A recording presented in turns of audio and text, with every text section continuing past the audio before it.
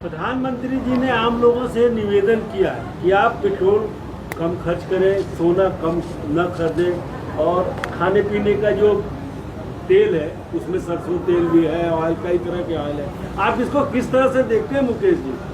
नहीं, देखिए, इसको इस तरीके से देख रहे हैं कि ये संकट आज नहीं आया। 3 महीना पहले से ही युद्ध चल रहा है खाड़ी देश में, जहाँ से तेल हमारे पास आना है, ऊर्जा आना है, गैस आना है, और लोग सही में कहते हैं कि अनपढ़ प्रधानमंत्री है। 3 महीने के बाद नींद खुल रहा है कि आपको तेल कम खर्च करना है। आप बताइए, 3 महीना पहले आप कहाँ थे? राहुल गांधी जी, आदरणीय राहुल गांधी जी इस पे आपको आगाह किए थे कि आर्थिक संकट आने वाला है, इससे चेतिए। लेकिन आपको क्या करना था? हिटलर के जैसे देश में अपने देश को कब्जा करना है, आपको बंगाल में चुनाव जीतना है, इस आसाम में चुनाव जीतना है। इसके लिए आप पूरा प्रचार कर रहे थे।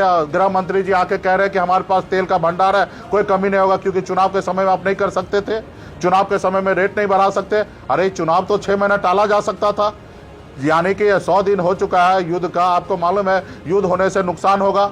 यही इससे पहले नेहरू जी जब लाल किला से जब भाषण देते थे कि देश में आर्थिक संकट होगा, जब दूसरे देश में लड़ाई होता था, इसको मजाक उड़ाते थे हमारे देश के प्रधानमंत्री जी कि दूसरे देश में लड़ाई होने से हमको क्या लेना देना। आज वही प्रधानमंत्री जी आ गए कि आप सोना मत खरीदिए, आप ये नहीं कीजिए। भाई, इससे क्या होना है? रहा कि तेल की बात है तो निश्चित तौर पे तेल को तो हिफाजत करना चाहिए, स्टॉक करना चाहिए कल के लिए। लेकिन आपने 3 महीना तो आप इसको काफिला में उड़ा रहे थे, धज्जी उड़ा रहे थे, पूरे देश में चुनाव जीतने के लिए तरह तरह के प्रचार करे। उस समय आपको समझ नहीं आया।